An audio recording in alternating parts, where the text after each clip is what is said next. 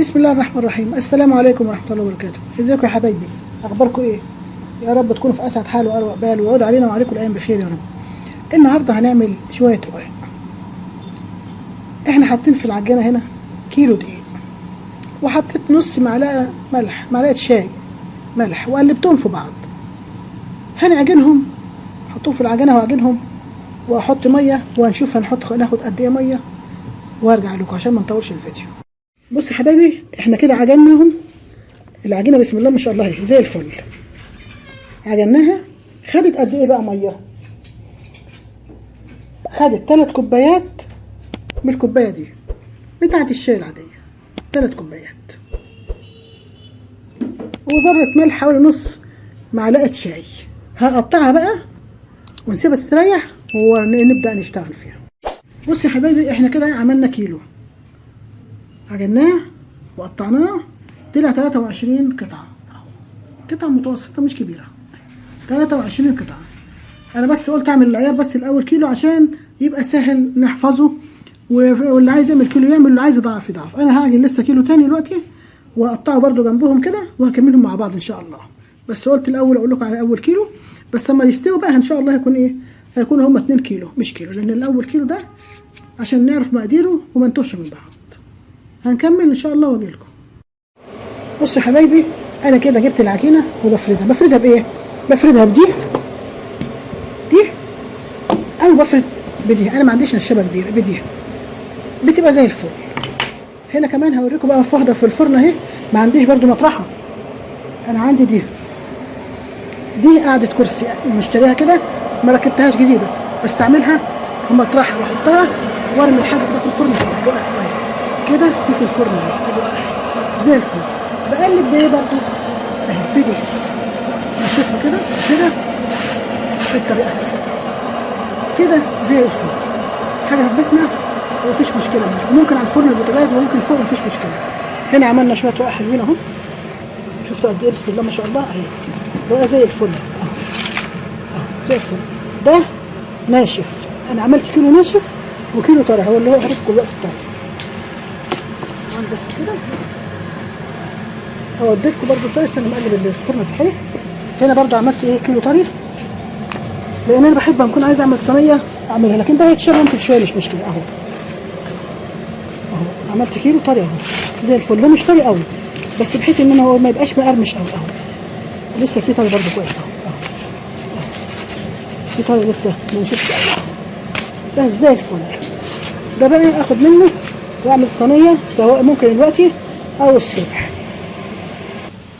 بصوا يا حبايبي، احنا كده عملنا شويه رقاق زي الفل. 2 كيلو دقيق. القطعيه دي كبيره شويه، دي طلعت 19 قطعه، 19 واحده الكيلو، ودي صغيره شويه طلع 23 زي الفل اهو. رقاق زي الفل اهو، تعملوه على البوتاجاز، تعملوه في الفرن زي الفل، هو جميل جدا. بس انا اللي هو ال 23 قطعه ده الصغير ده عملته فيه شويه ري من تحت، عشان كده تلاقوه قليل او خافت شويه. ده بسم الله ما شاء الله، يعني حاجات احنا بنعملها في بيتنا زي الفل. يا الله ده مسكه شويه كده هيكسر، ما بخلوش ينشف قوي، بس بالهواء طبيعي بينشف. ده طعمه جميل جدا.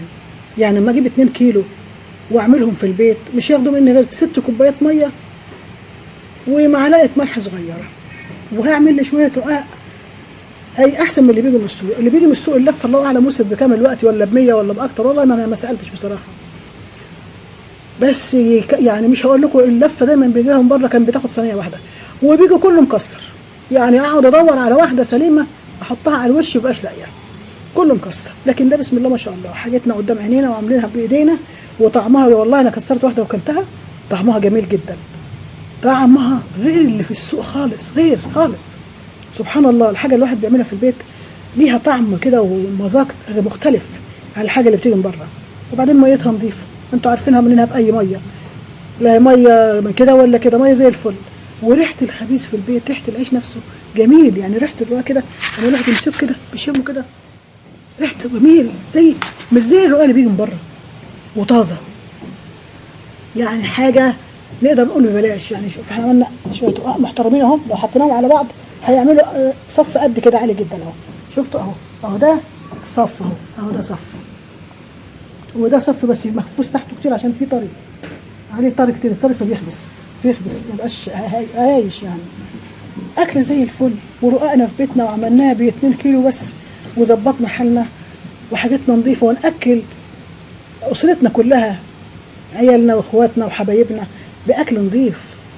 الجدعان يا حبايبي وسهله. بصوا اسهل من كده مفيش. انا قلت لكم انا عملته بايه؟ انا عملته بعصايه كده صغيره عاملاها نشابه، وعملته بتاعه قاعده كرسي. قاعده كرسي كنت شاريها عشان احطها على كرسي عندي ما اتحطتلش، ركنتها بقيت اعمل بيها الحاجات دي، امسكها من غير ايديا واحدفها في الفرن واحدف بيها الرقاق واطلعها بالعصايه الصغيره زي الفل. حاجه ايدينا ونضيفه وصحه وعافيه.